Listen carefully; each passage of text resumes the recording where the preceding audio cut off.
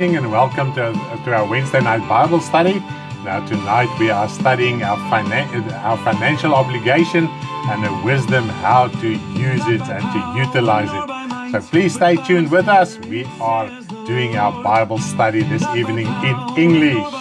And please do share the message to your Facebook timeline as well as your WhatsApp status.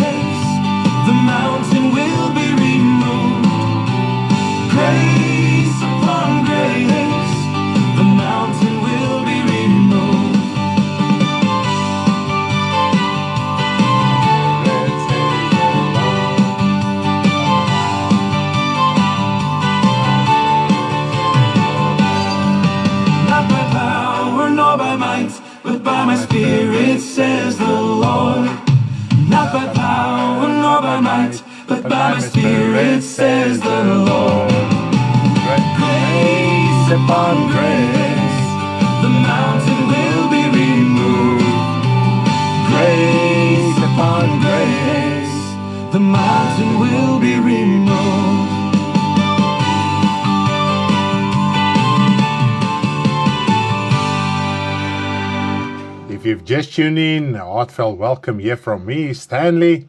And please share this Bible study this evening. It's a Bible study about our financial obligation and the wisdom, how to use it, utilize it, understand how finances within the body of Christ should function and in your private life as well. And I can tell you, it's an absolute spiritual freedom to understand even our financial obligation biblically correct.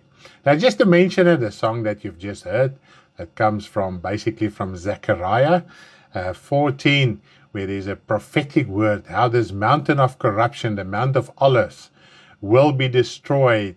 Grace upon grace, it will be removed, it will be destroyed for you to enter the heavenly Jerusalem. Hallelujah. So it's not about the physical Mount of Olives that will be torn in two.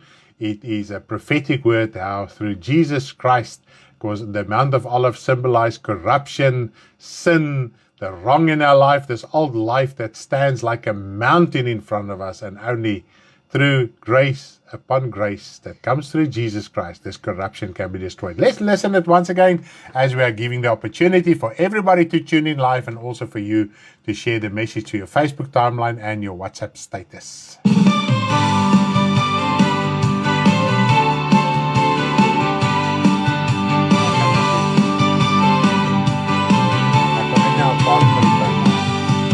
Not by power nor by might, but by my Spirit, says the Lord.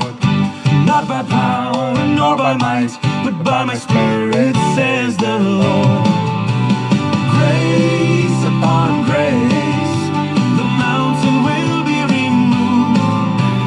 Grace upon grace, the mountain will be removed.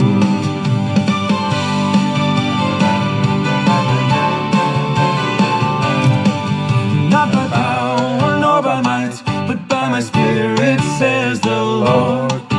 Not by power nor by might, but by my Spirit, says the Lord. Grace upon grace, the mountain will be removed. Grace upon grace, the mountain will be removed. Amen. Not by power nor by might. Amazing. Praise the name of the Lord. Hallelujah. Not by power nor by might, but by my Spirit, says the Lord. Not by power nor by might, but by my Spirit, says the Lord.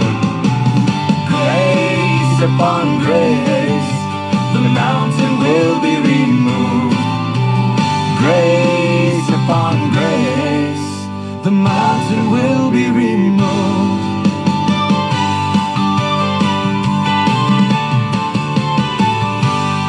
Yes, the mountain of corruption that the devil has erected in our lives, and we decided to first obey him, and through Jesus Christ, grace upon grace, this mountain of corruption gets destroyed so that we can enter into God's kingdom, the heavenly Jerusalem. The prophetic word in Zechariah is not about the physical Jerusalem, it's about the heavenly Jerusalem. Hallelujah. Goeienaand, ek dink die boodskap is 18, dit is, lewe land, yes.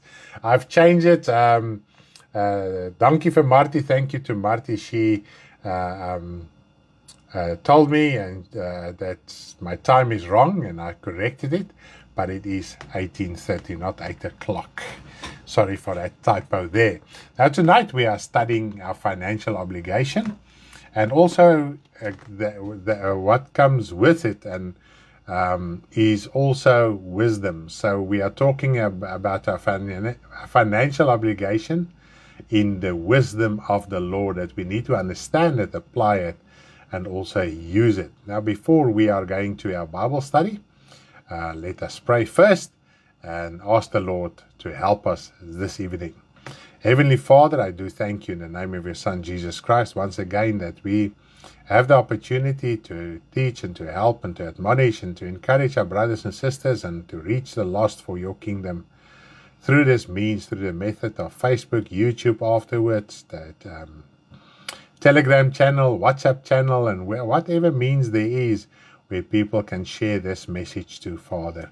I do pray that you will help us and that you will, Father, work in hearts and lives of people, that they can come across this message and also be set free. Things that maybe have bound them so many years, Father, and they lived under a condemnation regarding their financial responsibility. Father, tonight we can gain insight and wisdom from your word so that we can live in this freedom as well. Because in all facets of our lives, we must live in freedom, in the spiritual as well as in the material. Father, help me this evening as well, so that I can convey this message worthy of your kingdom's sake. In Jesus' name, amen. Now, tonight is our study on finances, and it's always a very sensitive topic within the Christian church because it is closely connected to your personal pocket, isn't it so? Now, also we read, where our heart is, there is our treasure, isn't it so? Where our treasure is, there is our heart. Thus, if your treasure lies in finances, it lies close to our heart. And this is where the sensitivity comes in, because sometimes we are more focused on the financial aspect of our lives than anything else. So if somebody is talking about finances, our ears are open, and sometimes we might also get upset when we hear the truth regarding our financial obligation within the body of Christ. Now, money reveals the heart. Money reveals the good and the greed in people, isn't it so? Now, let us run through a few examples. It revealed Judas Iscariot's heart, who betrayed Jesus Christ for only 30 pieces of silver. That's almost a month's pay, so that's not even a proper denial wage, if I can put it like that. Only for about a month's average wages, he denied Jesus Christ. And money revealed his heart. And we read, John wrote about him, how he was the scallum. He was the person who was taking money from the money bag for his own greed. The money that came into, if I can put it in brackets, in the Church of Jesus Christ. Because we must remember, in the Old Testament, in the days of old, it was nothing strange to them to contribute to a religious leader's cause. Now, in biblical times, you can read all that in your manual. I'm not going to refer to certain pages in your manual, so please go run through your manual and you will find everything I'm telling you. You will find in your manual, and I'm going to tell you even more that is in the manual. So, in Old Testament times, it was nothing strange for them to contribute to a prophet's cause, or a priest, a Levi, anyone who was full-time and was serving in God's kingdom, a teacher. Now, what happened in the time, like the time of Jesus Christ? There were a lot of teachers, and as you were growing in your religious beliefs and in your teachings, you eventually gained disciples. This is where the whole idea of disciples came in. And it naturally came. They didn't go to a school and a theological school and a certain church were designated to them where they have to go and work. They had to get a group of people through their lives, through their teachings, how they lived, and then people around them, the nation around them, could see this is a trustworthy teacher. Then eventually, as he was growing in popularity, they contributed naturally without force. That was except the tithes that went to the temple. They contributed to his ministry as well. So it was not something strange to them to give financially to religious leaders who they think, I can trust this person. Now, Jesus, in his ministry, as his ministry grew, he also had a money bag, and people contributed, wherever they went, contributed to his ministry because they trusted him. And from there, they could have lived and bought from themselves food, etc. But they came in so much that Judas Iscariot took a lot of those money for himself. Okay, so money revealed his heart. And this is just something to note that, I mean, Judas Iscariot, he was not an honest person. He was greedy after money. He was the scallum for the money. And Jesus entrusted the money to him. So this just shows us what God really thinks about money. Okay, that I've written it in the manual. Please go and read through it. You will see all the arguments and relevant scriptures there. Now, it also revealed the religious leaders' hearts at various stages and times. It always, and I'm going to do a parable this evening that Jesus explained a parable to you that Jesus taught us about money. And this parable revealed all the religious leaders, those that were greedy for money, revealed their hearts as well, so that we can see that the Jewish people wasn't that pious as what the Christian church wants to make them. They were always busy with money. And just on a side note, the harlot woman Babylon in the book of Revelation 17 and 18, you can go and read there as well. The origin and how it came about was through the Jewish people. Jesus Christ even said it. Let me just read it. I can't remember if I've written it in a financial lesson or at the end time lessons, but let us read it quickly. Don't take my word for it. Let's take Jesus Christ's word for it. Matthew 23, I'm going to do other verses in Matthew 23 tonight as well, but this is just something extra. Okay, where are we? Here are a similar scripture in Luke as well. I wonder if I can get it quickly. Okay, here we are. I'm going to read Matthew 23 from verse 31, sorry. Matthew 23 from verse 31 up till verse 38. 31 up till verse 38 of Matthew 23. Therefore you are witnesses against yourself, that you are sons of those who murdered the prophets.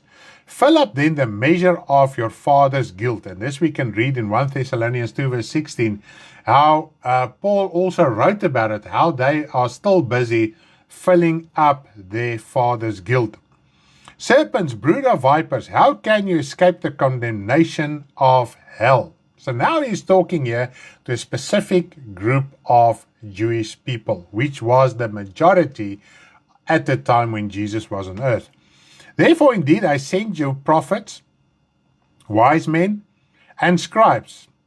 Some of them you will kill and crucify, and some of them you will scourge in your synagogues and persecute from city to city. So here Jesus Christ are prophesying what will happen in the future. He first referred to the past. Now he said, you associate. You actually associate with your forefathers, and you are going to do exactly the same. And obviously, they did it to Jesus and the apostles as well, but it did not end there. We know that. That on you may come all the righteous blood shed on the earth, from the blood of righteous Abel to the blood of Zechariah, son of Berechiah, whom you murdered between the temple and the altar. Assuredly I say to you, all these things will come upon this generation. What is this generation? The Jewish generation. There's different forms of the generation. I'm not going to go into that, but this is the Jewish generation.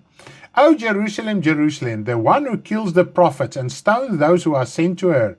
How often I wanted to gather your children together as a hen gathers her chicks under her wings, but you were not willing. See, your house is left to you desolate. And we know, more or less 40 years after Christ ascended from the dead, Jerusalem was destroyed, and until today it is destroyed. Now, I just want to refer to Revelations, just to confirm that what Jesus prophesied here, what Jesus revealed here. And now he was talking about the Jewish people with the monetary system. Okay, you will kill the prophets, etc., the wise men, etc. Now let us read in Revelation. Let's just jump over quickly to Revelation. And this is how the Jews fit in the end time. Okay, it's not about bombing Israel. It's about their monetary wealth. Okay. Revelation 18. I can read quite a few verses here, but I think I'll stay with the verse 24. Verse 24. So Revelation 18, verse 24. Revelation 18, 24. And in her was found the blood of prophets and saints, as Jesus has prophesied, and all who were slain on the earth. And it is monetary wealth. It's the wealth of this world from the beginning of time that suppressed and oppressed and killed and destroyed people right from the beginning. It was never different. And this is what Jesus Christ said. You Jewish people that were supposed to understand something different. The blood of all the prophets and the saints that was slain on earth, you will give account to it because you boosted the financial system. If we just take, for instance, when Jesus Christ was on earth, what were they busy doing in the temple? They were busy with trade and money changing. Now the Christians say we must learn from the Jews how to do business. And Jesus Christ drove them out. Jesus gave the money back to the corrupt person of the 12. He knew Judas was stealing money. And it showed us, and it shows us still today, God cannot care for money. He doesn't value money like we value money. Okay. Right. Now next. It revealed Simon the sorcerer's heart, who wanted to buy the Holy Spirit with money. So money is always, this is what the Bible says, the love of money is the root of all evil. Okay. Ananias and Sapphira died in church because they lied about money. Now that you can read, I think, in Acts 4 now. My wife has read it, so I'm not going to read all those scriptures.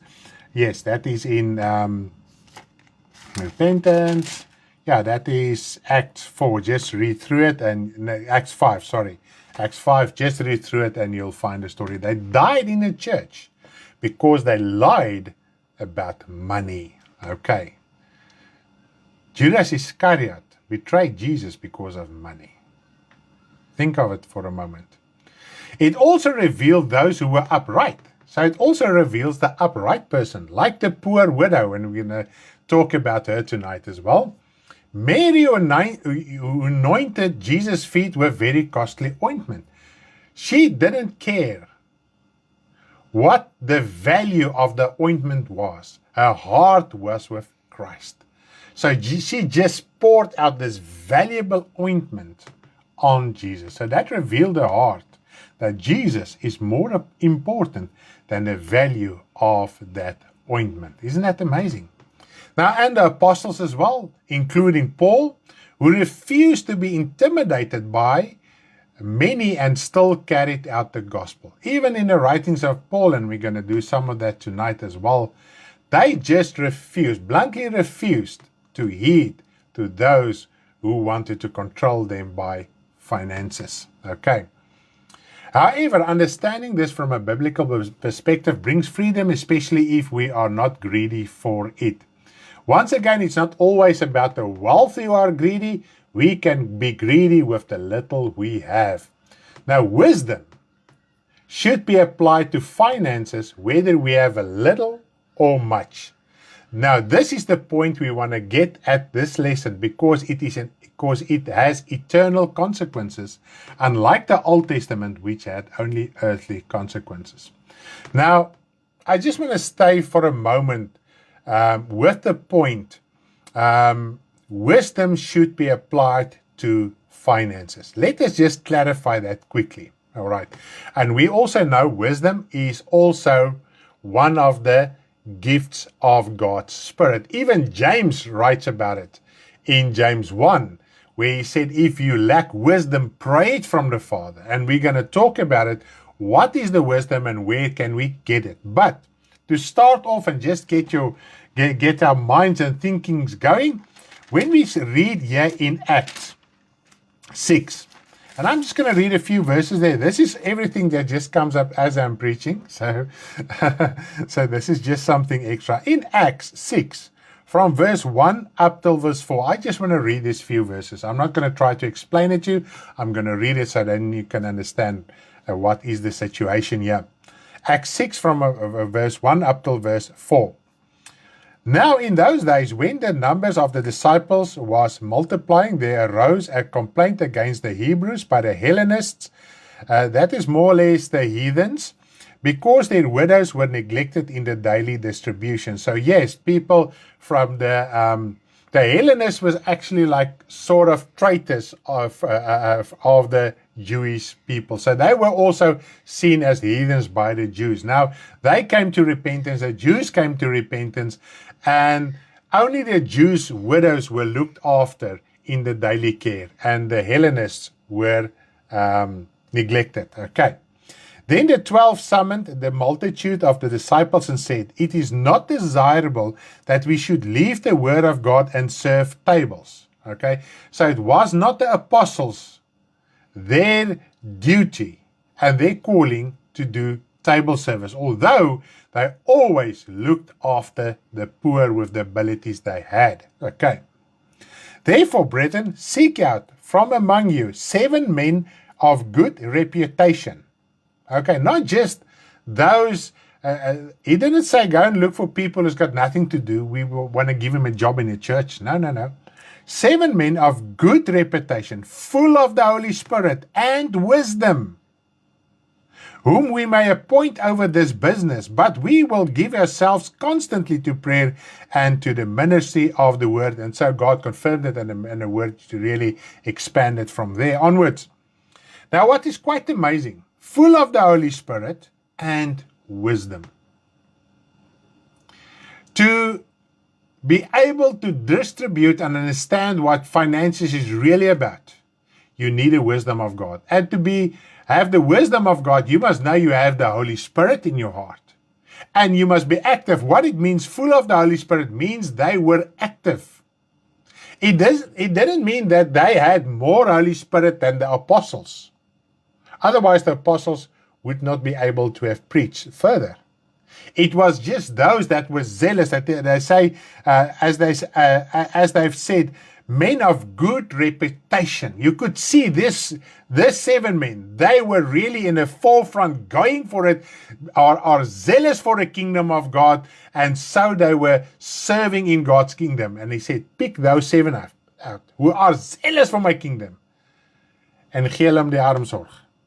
Give them the job to look after the poor. And sometimes we have such a warped and twisted idea regarding gifts and also finances as well. So if you can just understand who was appointed with this important task, this is how important it was for them to look after the poor widows.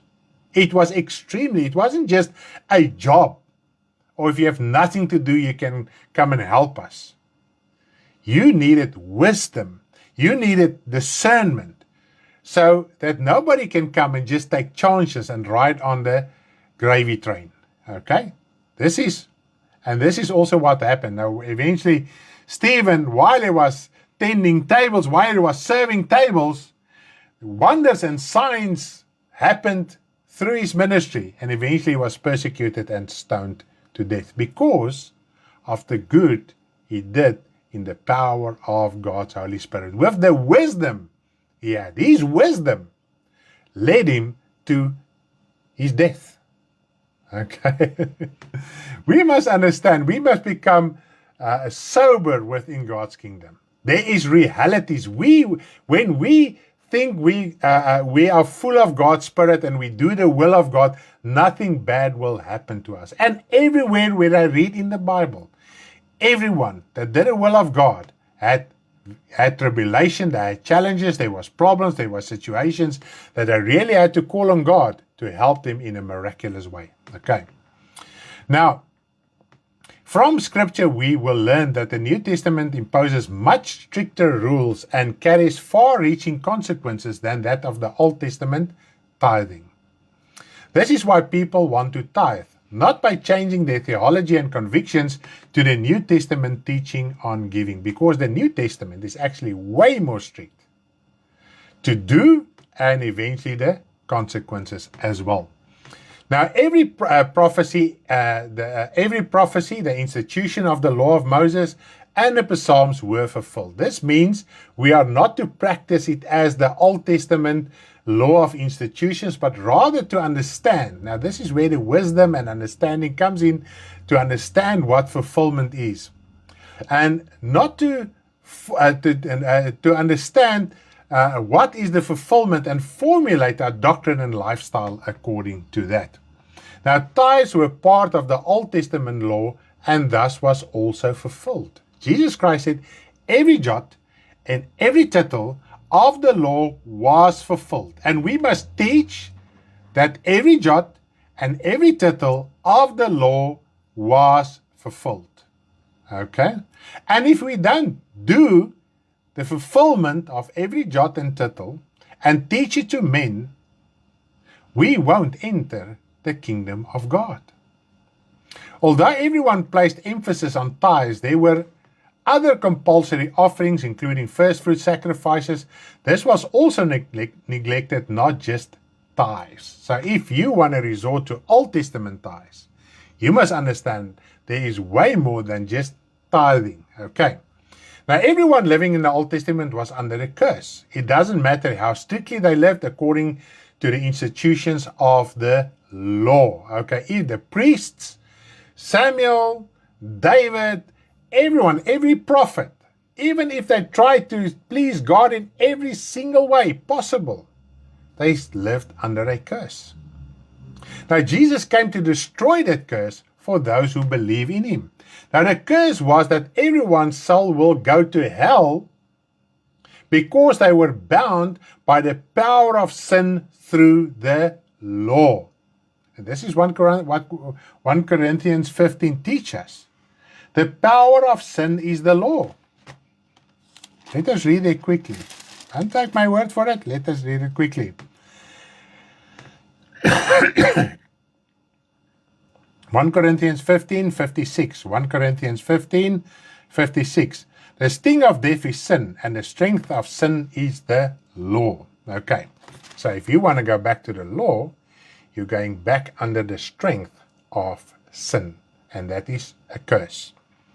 Now, should anyone keep one or more of the Old Testament law, such a person binds himself to the curse of the law. Now, while giving according to the Old Testament tithing, expecting material blessings as recorded in Malachi 3, this is the most popular scripture about tithing, is Malachi 3 verse 10, such persons placed himself under the curse. Remember, the law cannot be broken. Jesus taught it. The law cannot be broken. In other words, you cannot say certain laws has been fulfilled and others not. If one is fulfilled, every single one is fulfilled. Okay? Now, attempting to buy your way out of a curse with deeds of tithing, for instance, only places you under a curse, risking the judgment of torment of your soul. So while you are giving, not to be cursed, you are busy demonstrating and binding yourself to the curse of the Old Testament law. And what is that curse all about? It's all about your soul that will be lost forever. Now, as we discuss the fulfillment, you will understand how is this possible. Now, according to the teachings of Jesus Christ, we must ensure that our spiritual foundation is properly laid, as our souls can be saved from eternal judgment at the second coming. That is the whole parable and what Jesus taught about the house on the rock. Eventually, at the end, that is that storm that he's talking about. At the end of your life, that storm comes. And will your house stand eternally when the storm of death comes? So it's not about your daily things. It's about the end of the life. That will reveal whether your house was built on the rock or on the sand. Now, the foundation of everything we do is love. Love for God and love for His Word, isn't it so? We have determined it this last few weeks. God's love is poured into our hearts by the Spirit at our spiritual rebirth. Now, God's love the world as He is. So we try to almost dictate and interpret God's love according to our understanding of love. But He loves the world as He is. And that is written down for us. And that is how we have the Bible. So when we read the instructions of God, we read how His love functions, not my interpretation of His love. Now, when we follow what the Bible says, we walk in love towards God and others. If we act contrary, we do not walk in love and therefore cannot inherit His kingdom of love. And we all want to go to His kingdom of love. But we need to understand from the written scriptures, His written love, how to conduct our lives and how to serve Him and also our fellow human being and brothers and sisters in Christ. Now, this principle also applies to our financial obligation. Now, when we read in Matthew 23 verses 23, Jesus Christ said we must do the one thing without neglecting the other thing. Now, at that moment, He was still mentioning tithes because they understood tithes as giving to God, to the temple services. They understood when you said tithes, it was financial contributions towards the temple, which was actually a financial contribution towards God. Okay, now Jesus Christ said, you must do your spiritual thing without neglecting your material thing. Okay? So we cannot claim to love God and serve Him in the body while neglecting our financial responsibility. And this is a big problem within the Christian world. Now, this applies both to ministers and congregation members. So whatever I'm teaching and preaching tonight is for me, it is for my wife, any spiritual leader, anyone tonight who say they are a child of God. Okay. Now let us confirm this through the following scripture. That is 1 John 3 verse 15. 1 John 3 verse 15. Daai het ek vir jou gestuur, engeltjie.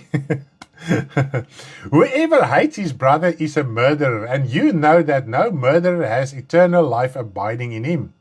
By this we know love, because he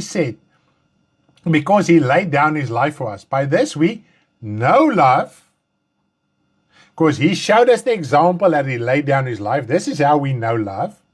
And we also ought to lay down our lives for the brethren. So we must learn from Jesus what is love, and we must follow in that as well. But whoever has this world's goods and sees his brother in need and shuts up his heart for him, how does the love of God abide in him? Verse 18. My little children, let us not love in words or in tongue, but in deed and truth. And this is very important. So here we can see, if we shut up our heart, close our heart for our brother's material, financial need, and we have the ability to meet it. If you don't have the ability, then you don't have the ability. If I have the need, I don't have the ability to give, then I am dependent on somebody to supply for me. So if you have, and you hear and understand there is need, and you shut your heart and say, brother, I will pray for you, then you hate your brother. And he says, if you hate your brother, you are a murderer. And murderers will not inherit eternal life. Now, as we are going through this lesson, we will see that whatever Jesus taught is not contrary to what John wrote here. John wrote actually here what Jesus taught because he heard it directly from Jesus Christ. He just put it in different words in a practical form, but it's exactly what Jesus taught as well. So, if we say we love our brothers, we must also help them financially. Remember, tonight we are talking about finances. We've done the spiritual gifts. We've done the baptism in the Holy Spirit. And also tonight we're going to talk about gifts. Money also as a gift from God. Okay. God did not invent the financial system and money. But if you have finances, it is God who provides you with the ability to generate and obtain them to use according to his written word of love. And remember, with the gifts, and this is what Jesus Christ said also in the parable of the talents. I gave gifts according to your ability. Some people have the ability to gain more finances and generate more finances than others. Two people might work 12 hours a day. The one is poor and the other one is super wealthy, and he will tell everybody you must just work hard to gain all this wealth. Now, what about the other person that's also working the same hours as hard, maybe a laborer digging ditches and trenches, but he's just getting by? So you have a gift. Now I'm talking to you as a child of God. I'm not arguing about the world. So please, I'm not arguing about the world. I'm talking about you as a child of God. The world sorts itself out, okay? There the devil also helps. And he sorts out and he gives as he wishes. But even in the body of Christ, there are those that have the ability to gain and obtain and generate more wealth and money than others, okay? So it's also a gift. You have that ability. And if I as a minister am ministering a false word, I quickly get reprimanded. You are a false teacher because of your false teachings. Because when I teach falsely, I use my gift falsely, okay, incorrectly. And if I teach falsely, it means I don't teach according to the Word of God. Now, with the gift of finances, if you give incorrectly, not as described in the Word of God, you are giving falsely. I think now we can understand the seriousness of what John wrote and what we have discussed so far, and we're going to get to the teachings of Jesus as well. So you're actually the same, in the same boat as a false prophet and a false teacher if you are giving your finances not as described according to the Word of God. Okay. Now let us read Deuteronomy 8, verse 17 and 18. And I'm also going to read Ecclesiastes 3, verse 12 till 13. The first scripture, Deuteronomy 8, verse 17 up till verse 18. And then directly after that, Ecclesiastes 3, verse 12 up till verse 13. Ecclesiastes is prediker vir ons Afrikaners. Then you say in your heart, my power and my might of my hand have gained me this wealth. And you shall remember the Lord your God, for it is he who gives you power to get wealth, that he may establish his covenant, which he swore to your fathers as it is this day. So God had a specific purpose why he gave Israel the power to get wealth. But unfortunately, we can see by the time of Jesus, it was all twisted and warped. And this was actually a warning. And later in Deuteronomy 31, there's a warning that the Lord says, you will turn against me. When you go and build the cities and you get fat and you accumulate and you accumulate wealth and build houses, etc., then you will turn against me because you will think it is your hand that this is actually a forewarning for this. All right? So the moment when we think, I generated, but there is a specific purpose. And here we can see that God may establish his covenant. And we're going to talk about it. How is this fulfilled as well? All right? Because we are living now in the new covenant, but this was also a prophetic word for us, prophetic manifestation. Ecclesiastes 3:12 to 13. I know that nothing is better for them than to rejoice and to do good in their lives, and also that every man should eat and drink and enjoy the goods of all his labor. It is a gift of God. Yes, so if you have finances, you are allowed to take your portion and do whatever you want with it. As a child of God, you're not supposed to live in lust, the lust of this world and sin, etc. But nevertheless, but not everything is for you to keep to yourself. You must also distribute. But what I want to get at this point is that also your finances, your ability to gain certain and create certain finances and generate certain finances is a gift that God has given you. You have that ability. Everything offered and sacrificed to God was seen as a gift to him in the Old Testament. The next scripture I'm going to read to you where it talks about offerings, the original word is also gift. The Afrikaanse Bible praat wel van gawes. Okay, so we must just understand in English as well, offerings here is also the word gift. There you shall take your burnt offerings, your sacrifices, your tithes. Okay, so now we first talked about burnt offerings, sacrifices. Now we are getting to tithes. That is now the third thing.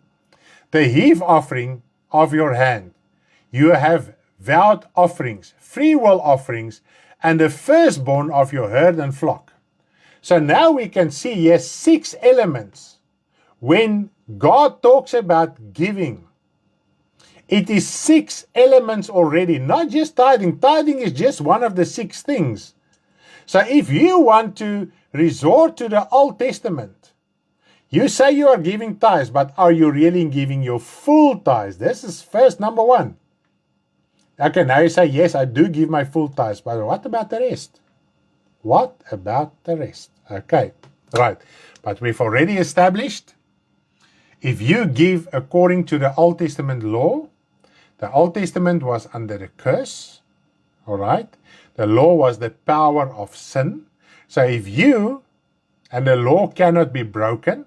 So if one law came in fulfillment, all the laws came in fulfillment. As Jesus Christ said, every jot, every tittle. So if you give according to the Old Testament law, you bind yourself to the Old Testament curse. In other words, what you are saying, I do have financial wealth and abundance here, but my soul is going to hell.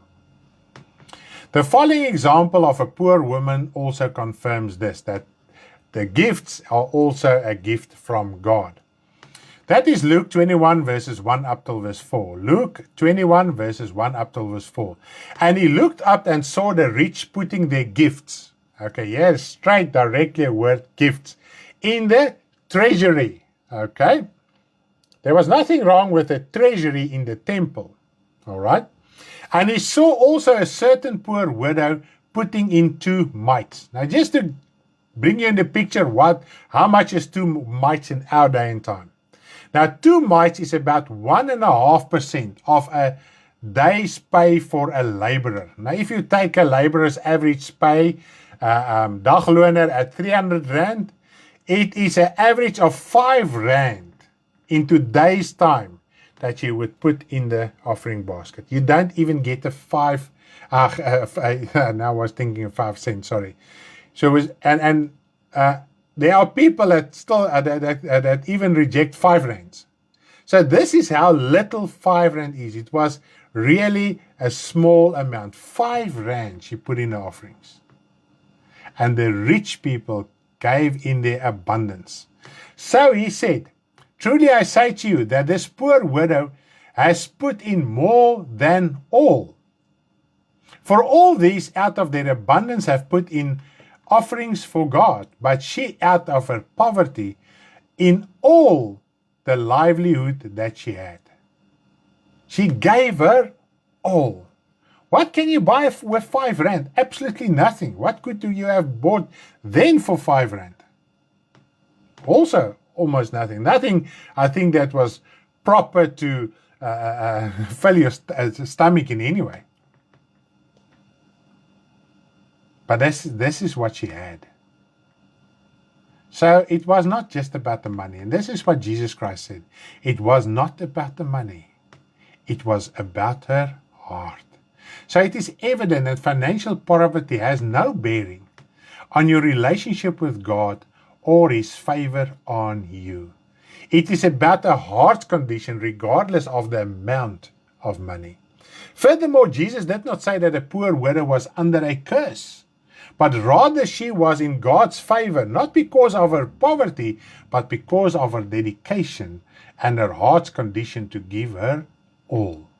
This is what Jesus wanted to portray here. The wealthy individuals who gave, were they really giving everything they could offer? Even if it was substantial sums of money. Was it really the rich people? Was it really they could give? Okay.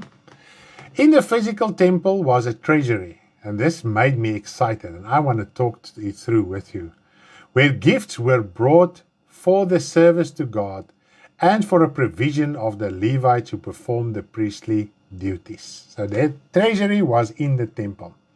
Now, every child of God is called a priest in the service of God. Okay? Every child of God. If you gave your life to the Lord says you become priests and kings. But I just want to stay with the priest for the topic we are discussing. This is not about attending church service gatherings, but a 24/7 responsibility. In the Old Testament, God said that the Levites had no inheritance because God was their inheritance. This speaks prophetically to us. Children of God are strangers and sojourners on earth after their spiritual rebirth. You have no inheritance on earth, therefore you cannot leave an earthly inheritance and think you are doing good in the sight of God. God is your inheritance. You have a spiritual inheritance. This is what you should leave behind. Instead of utilizing all your time to create an inheritance for someone else, maybe your children, whoever. You, in God's eyes, you are not doing anything good. But if you are busy with a spiritual situation and you leave spiritual things behind, like the apostles, they died. Jesus died. The prophets died. But they left in their poverty. I don't think we realize in what poverty and poor circumstances the prophets and the apostles lived who wrote the Bible for us. Then we want to use their scriptures, their writings, to enrich us materially. Since the fulfillment, that is the New Testament, we are the temple of God through Jesus Christ. As individuals, we are part of the temple of God. Now, this is amazing. This is super duper amazing. Our heart is also the treasury in which we receive gifts and distribute gifts. Okay, let's stand still here quickly. You are a temple of God. In a temple is a treasury. In a treasury is gifts. Now, in the Old Testament was physical money, physical means. Now, it's not like that anymore. Okay. If there is nothing, nothing can be distributed. By giving your heart to the Lord, you give your treasury to Him. This is to sacrifice all. There is nothing more that you can give than your heart. Now God has hold of your treasury, your heart, your inner being.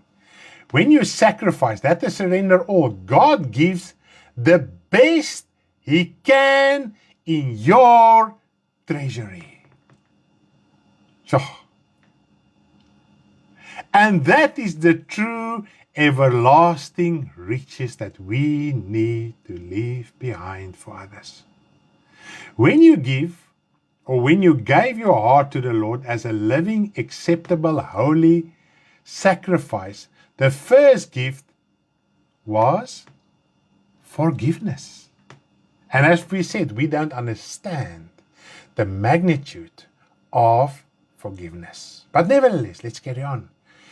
It is the most precious and important gift that paves the way for other gifts from God. And this is what God is doing in your treasury, in your heart. But you must open willingly and give Him access. Like Jesus stood at that treasury and looked at what they were putting in that treasury. Now God's eyes are on your treasury. His whole being is there where your treasury is. All the other gifts come from one gift. Yeah, this is amazing. And that is the gift or promise of the Holy Spirit. I want to cry when I think of this. In it are the heavenly treasure you can use to live a godly life and reach out to others. God gives us the best in our treasury. In the flesh, it might look like two mites.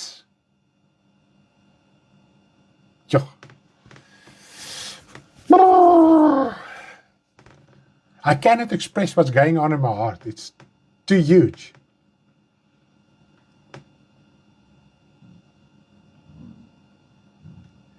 God gives His utmost because now you are His child.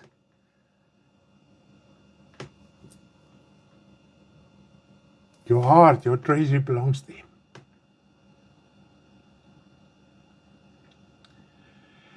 And He doesn't give second hand. To the world, it might look like two mites. But Jesus testified of that woman. She gave her all. It wasn't about the money. She gave her all. I think if she could have jumped into that treasury, she would have done it. Give your life. God gives you the most precious gift. and that is the Holy Spirit. The question is, what do we do to show our gratitude? What do we do? And this is the fulfillment. This is all part. I'm talking about fulfillment if you were following me all the time. Instead of worrying about the physical. This is all. I'm talking about fulfillment of Old Testament giving. Old Testament treasury. Old Testament wealth that has been fulfilled in Christ. Get your eyes off the physical tonight. It's way more. What God gives you in your treasury, money cannot buy that. In the Old Testament, the only way to show your gratitude and appreciation to God was through physical offerings. Although God often revealed that He expected heart gratitude, not just physical gratitude without the heart. And this is what Jesus Christ said in Matthew 23. Let me read verse 23. Matthew 23, verse 23. Woe to you, scribes and Pharisees, hypocrites, for you pay tithe and mint, anise and cumin, and have neglected the weightier matter of the law, justice and mercy and faith. These you ought to have done without leaving the others undone. So we cannot become so spiritual that we don't understand our financial obligation.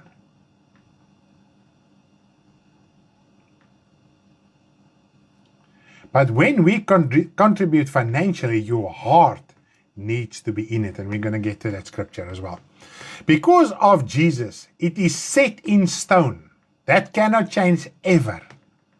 That everything we do must be rooted in love. Otherwise, our physical deeds are futile. In such cases, the consequences are eternal, detrimental. This is the thing in the New Testament. If we don't understand our financial obligation, we can be eternally lost.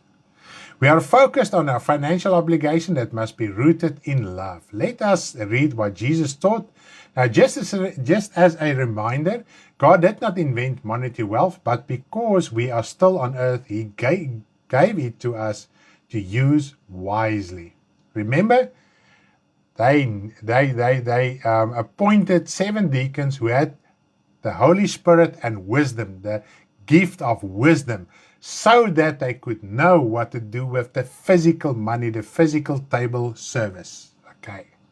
And contributions that came to them, because if they didn't get, they couldn't help the poor widows. So they had to receive to be able to give. Okay. Jesus taught about our financial obligation through a parable and explained it. Then the following happened. Okay. The following happened after Jesus taught this parable about our financial obligation, and He explained it. Let's read Luke 16, verse 14 up to verse 15.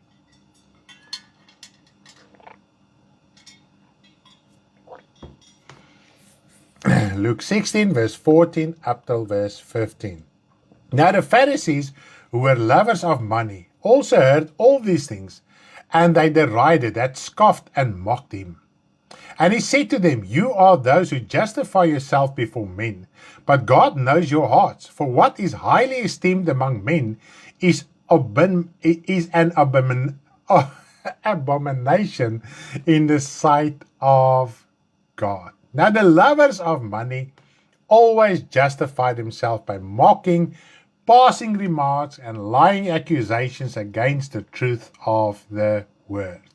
Okay? Now the person who is presenting the truth is getting the hammering. Okay?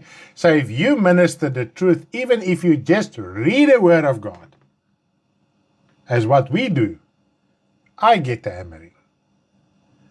What such people don't realize, they are resisting the truth of the loving word of God. All right? Now, let us read the conclusion of the parable about money. Now, the whole parable is written from verse 1 up till verse 15 of Luke 16, but I'm just going to read verse 8 till verse 13. This is just the conclusion of the parable. Luke 16, verse 8 up till verse 13. So the master commanded the unjust steward because he had dwelt shrewdly, that is, wise.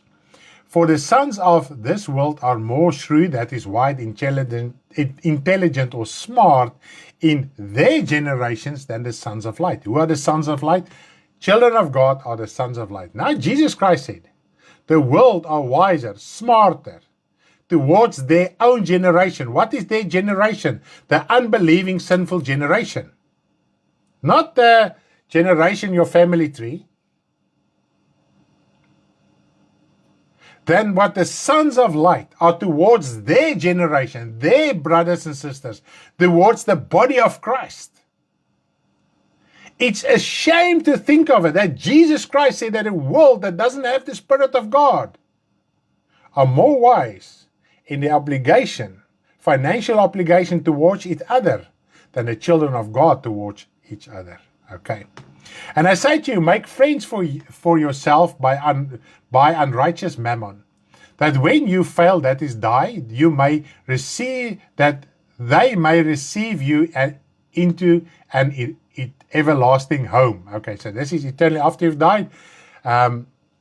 If you make friends through the unrighteous mammon and you die, you will be received into heaven. Okay.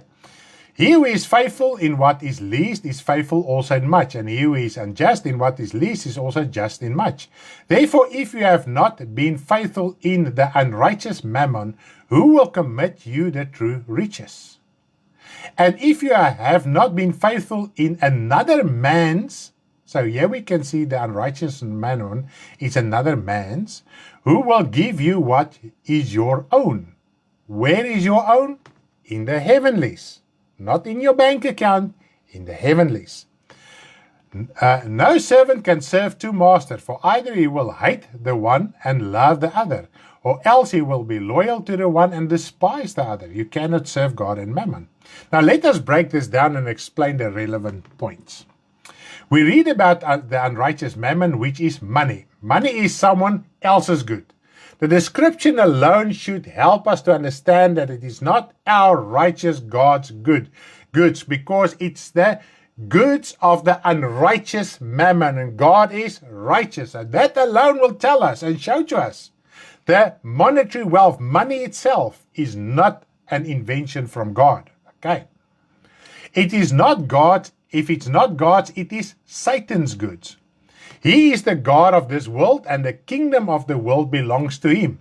And he rules and controls the world through money. Go and read through Revelation 17 and 18, especially 18, how money rules the entire world. The harlot woman Babylon is the monetary wealth. It's not a specific country or religious institution or secret society in the world. It's the monetary wealth at large. Doesn't matter how it gets distributed, doesn't matter how he uses it or abuses it, it's about the money in the world. Okay. We cannot serve God and mammon. How is it then that we must make friends for ourselves by unrighteous mammon? If we don't, we won't enter eternal life. Now Jesus said, you cannot serve God and mammon, but make friends not with the unrighteous mammon, through the unrighteous mammon. There is a big difference. And most of us makes friends with the unrighteous mammon. That is when we are not wise to understand how to distribute our finances properly. Then the world are more wise than we are. Okay. Now God gives worldly finances, which are described as mammon, to his children to use them wisely. We have even read in the Old Testament, it already started there. What God gives is a gift. Anything that God gives you is a gift. With the financial gift or ability, the gift of wisdom must work alongside it. Jesus, the Word, is also the wisdom of God. Therefore, we must use and distribute our finances according to the written Word. In doing so, we make friends through the unrighteous mammon God provides. So if we distribute and utilize our finances according to the wisdom of God's word, then we use mammon to make friends through mammon. Then we are making friends through mammon. Okay. How to understand it from the wisdom of God's word? Should anyone reject the wisdom from the written word, Jesus and God are also rejected. as well as the Holy Spirit through which God works. Now, Jesus taught a parable about the sheep and the goats as written in Matthew 31 up till verse 46 that will clarify what we have just said. Now, in essence, the sheep did what was expected of them, while the goats did not. The goats are not unbelievers, but children of God who neglected their responsibility towards their fellow brothers and sisters. And we're going to determine and see what responsibility is that. Now, just to clarify this point that the goats is also children of God, no one can be saved by good works. That is clear in the Word of God. In other words, you cannot be a sinner, and this is what it means, and do good to children of God and expect to be saved. So you cannot stay a sinner and live in sin and do good to children of God and then still expect to be saved. Okay, there is a whole Bible, not just 1 or 2 verses. And this is what the Word of God says in Ephesians 2 verses 8 up till verse 10. You cannot be saved by good works, but after you've been saved, God has created good works for His children. So there is good works that we must do after our spiritual rebirth, and if our financial obligation is part of that good works. Another point to understand, both were believers, is that both the goat and the sheep were considered clean animals. Have you ever thought of it? Goat and sheep in the Old Testament, both of them were clean animals. Okay? Remember, we try to establish and see that sheep and the goat are children of God, 2 groups of children of God.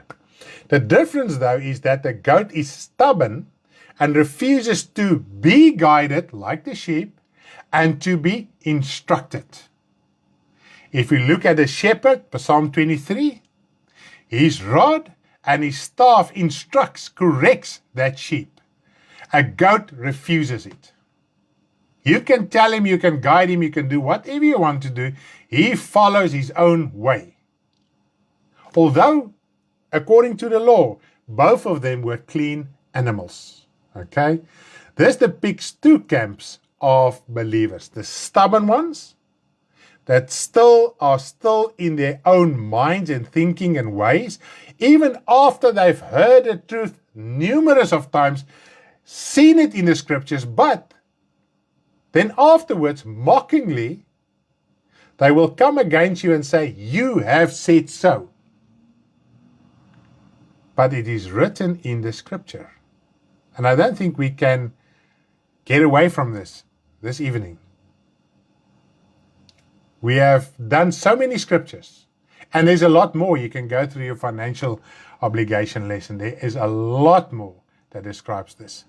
What is that the sheep did and the goats did not do? And this is what we want to clarify. What is it what they did and did not do? Now, Matthew 25, verses 33 up till verse 40, I'm going to read there. I'm not going to read the whole passage, just so that we can understand what did the sheep do and what did the goats did not do. Matthew 25, 33 till verse 40. And he will set the sheep on his right hand, but the goats on the left. Then the king will say to those on his right hand, come, you blessed of my Father. Blessed of my Father. What is the blessings of our Father? It's deliverance to do His will. Inherit the kingdom prepared for you from the foundation of the world. For I was hungry. Okay? Now Jesus Christ was alluding to Himself. Now He says, I was hungry, and you gave me food. I was thirsty and you gave me drink. I was a stranger and you took me in. I was naked and you clothed me. I was sick and you visited me. I was in prison and you came to me. So here alone, we can see to live in poverty and have lack in need is not a curse. Because Jesus said, I did not have food. I didn't have anything. I did not even have a home. I did not even have clothes. So poverty, just from the scripture alone, we can see poverty is not a curse. Okay. Then the righteous will say to him, saying, Lord, when did we see you hungry and feed you, and thirsty and give you drink? When did we see you a stranger and take you in, or naked and clothe you? Or when did we see you sick or in prison and came to you? So here we can see and establish it's all about the material, the physical. In some instances, only your time, in some instances, reaching in your pocket and do something physically, materially with finances as well. And the king will answer and say to them, assuredly, I say to you, inasmuch as you did it to one of the least of these brethren, you did it to me. So what we do to a child of God in material need, we are doing to Christ. If you are going to a hospital and think you must go and pray for all the sick people there, it does not you do not fulfill the scripture. You can go and evangelize and preach the gospel to the sinners. There's no problem with it. You can go to prison and do the same. But it does not fulfill this. And we can be so occupied with people outside the brotherhood, without the Christian faith, that are truly brothers of Christ. Because the word of God says, those who fear God and do his will, that is his family. Not everyone that says, Lord, Lord. Those that fear him and does his will. Now, this is the basis of the fulfillment of tithes and offerings from the Old Testament. Now it's about giving yourself. Not just giving things. Giving yourself. Sometimes you don't have to give, but if there is a brother close to you that are sick or ill, you can go and visit him. And if you cannot, you can pray for him. In that respect, you are also visiting him. Because your heart is with your brother that is ill or in prison or whatever the case might be. Sometimes we do have the ability, sometimes we don't have the ability. So don't feel condemned if you don't have the ability. Okay. Now, contribute financially to fellow brothers and sisters is a gift from God. God gives you someone else's goods to use wisely. You are then a wise virgin. And he says, this world are wiser than the sons of God. And if you use and utilize finances according to the word of God, you use it according to the wisdom of God's word, then you are a wise virgin. Now, the foolish virgins are the same as the goats. They are stubborn, doing their own thing, their own way, how they interpret it. Okay. While we live on earth, it is a way to bestow our love on others as we are giving from heart. As the wisdom of God instructs us, we are laying a gift in the heart, the treasury of our fellow brothers.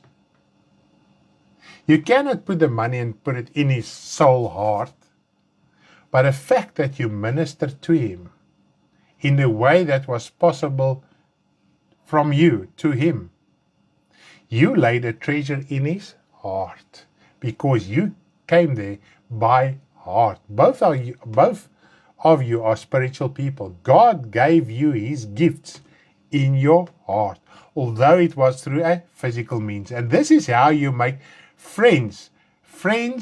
That friends is children of God. Jesus Christ said, of the word of God says, we must become a friend of God, like Abraham became a friend of God. Jesus said, I don't call you servants anymore, but friends. And we as children of God must become each other's friends as well in this respect as well. Isn't that amazing? This is how you make friends through the unrighteous mammon. Okay? Not with him. All right. Now, while we are distributing towards each other, God sees it. Like Jesus stood there at the treasury and he saw it. Now God sees, are you giving like Cain or are you giving like Abel? Abel gave the best, the fat. Now the fat was symbolical of the best, everything. Because if you look at the fat on meat, it's the tastiest part. It actually gives a taste to the meat. Okay? Flavor to the meat. Now you cut it off. You sacrifice your best. All right. And God sees that, what we like. I can give you 10 million rand. If it's not from my heart, God does not see that treasure. It does not go into that person's heart. Now let us read the following scripture that explains the fulfillment of tithes and offerings. that God loves a cheerful giver. Let's read here quickly. Wow. And this also will explain how much to give. 2 Corinthians 9 verse 5 up till verse... No, there... Yeah, it is. 2 Corinthians 9 from 5 up till verse 15. It's not that long passage. I thought it was shorter. But nevertheless, 2 Corinthians 9, 5 up till verse 15. Therefore I thought it necessary to exhort the brethren to go to you ahead of time and prepare your generous gift. Your generous gift. So here we can see it again.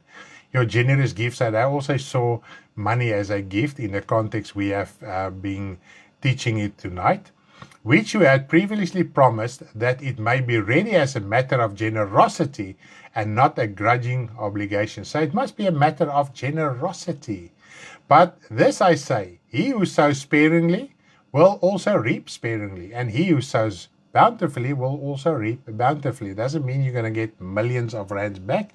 You will just be able to keep on giving without it being a burden to you. So let each one give as his purposes in his heart. This is the fulfillment of the New Testament giving. The Old Testament was a specific percentage. Now it is about the purpose of your heart, not grudgingly or of necessity. If you feel forced to give while listening to this message, don't give. Don't give. Rather sort out your heart with the Lord and understand spiritually something, that you can reach out in love with finances as well. For God loves a cheerful giver. Now this is the context. God loves a cheerful giver. Not the rich people that poured large sums in the treasury, the poor widow who gave only 2 mites, 5 rand, to the treasury. God loved her because he was a cheerful giver. Amen. Verse 8.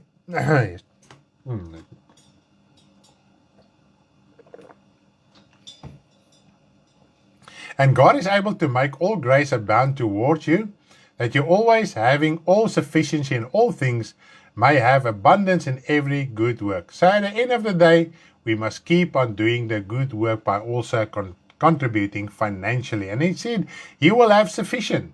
Not you will have millions all of a sudden. You will have sufficient. And I think those that are getrou, nou kan ek die woord, sê weer? Reliable and dedicated in their financial contribution. Doesn't matter if you think it's 2 mites or 10 million rand. Doesn't matter. You can testify that you always have. My wife and myself, we can also testify that. Sometimes you think when you open your cupboards and your freezer, there's nothing. But you have sufficient for the day to go through. And it's not just about food and money. It's about food. It's about a lot of other things as well. Okay. As it is written, he has dispersed abroad. He has given to the poor. His righteous endures forever. How does God give to the poor? I think we've just read it. Isn't it so? Do we still have to elaborate on it? How does God give to the poor? Does he go and send an angel every day with a bag of money? No, he tells you, as a child of God, who has the wisdom of God through his word, to help financially, regularly, on a regular basis as you can. Okay. Ek soek na daai een woord nou is weg. Now verse 10, sorry. Now may he who supplies seed to the sower and bread for food, supply and multiply the seed you have sown, and increase the fruits of your righteousness. It's not your bank account, your righteousness. If you walk in righteousness, then you are righteous before God. While you are enriched in everything for all liberality, which causes thanksgiving through us to God. So here we can see that the thanksgiving of the heart, that's what you contribute financially, materially, is actually something that you lay in that person's heart. Ask me, I know. It's not always just about the money or just a call. You laid something in my heart. Loyal, dankie Deborah. Daar kom die woord nou met 'n krag deur. Loyal. We must be loyal. Understand our responsibility and be loyal. Okay. So here we can see it's not about the physical. You lay something. If you do it by heart, you are actually laying something in somebody else's heart. Then he's got thanksgiving. He's got a trust in the Lord. For the administration of this service not only supplies the needs of the saints, but is also abounding through many thanksgiving to God.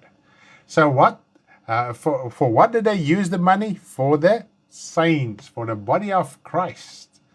And as they received, they gave thanks. While through the proof of this ministry, they glorify God for the obedience of your confession to the gospel of Christ, and for your liberal sharing with them all and men. And this really struck me this afternoon. Glorifying God for the obedience of your confession to the gospel. If we confess, we are part of the body of Christ. We are serving the Lord. We are in the gospel. We serve the Lord. This is part of our confession of faith. And by their prayer for you, who long for you because of the exceeding grace of God in you. Thanks be to God for his incredible gift. So here he's just concluded that he is just glad of the financial contribution, and he knows that those that were giving gave it out of thanksgiving, out of joy. They were cheerful giving it. And those who will receive it will be also give thanks to God and glorify God. Isn't that so? Now, I want to show you one more example that our primary giving should be to the brotherhood. Then we give to Jesus. Now, this is the last scripture I'm doing. Acts 11, verse 28 up till verse 30. Acts 11, 28 up till verse 30. Then one of them, named Agabus, stood up and showed by the Spirit that there was going to be a great famine through all the world, which also happened in the days of Claudius Caesar. Then the disciples, each according to his ability, remember once again, according to his ability, not according to a tithe or whatever, something forced, to your ability, determined to send relief to the brethren dwelling in Judea. They also did and send it to the elders by the hands of Barnabas and Saul. So who did they send it to? They sent it to the elders, the leaders of the church. So they collected finances and means to support their brothers. Not to reach out and to make the headline news that they were doing this good deed for everyone.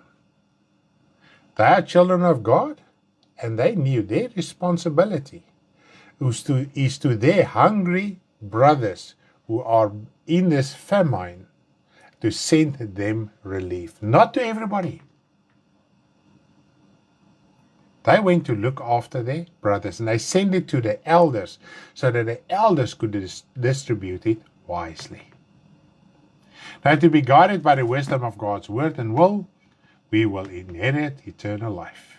Now remember, you cannot buy your way into heaven, but as a child of God, if we neglect the gift, the love gift of finances, our soul can be lost, because it's about the heart.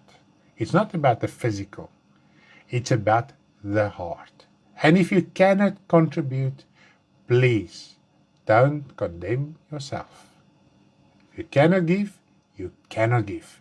Then someone else must give to you. As Jesus said, the poor you will always have with you. All right. And to be poor is not to be under a curse. I think we've established that.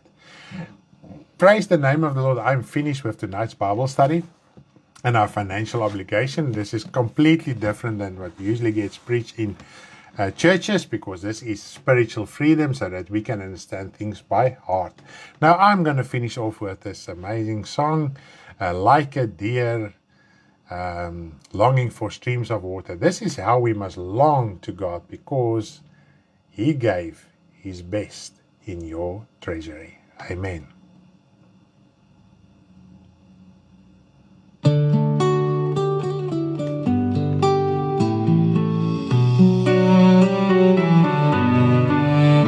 Like a deer longs for streams of water, so my soul longs for you, Lord. You alone are my heart's desire, and I honor you. You alone are my strength and shield. To you alone I devote myself. You alone are my heart's desire, and I honor you. Like a deer longs for streams of water, so my soul longs for you, Lord. You alone are my heart's desire, and I honor you. You alone are my strength and shield. To you alone I devote myself. You alone are my heart's desire, and I honor you.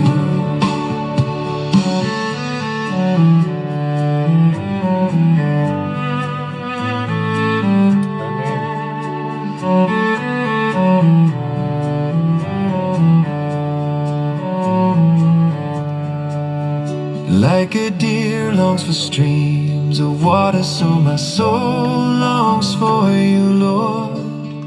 You alone are my heart's desire, and I honor you. You alone are my strength and shield. To you alone I devote myself.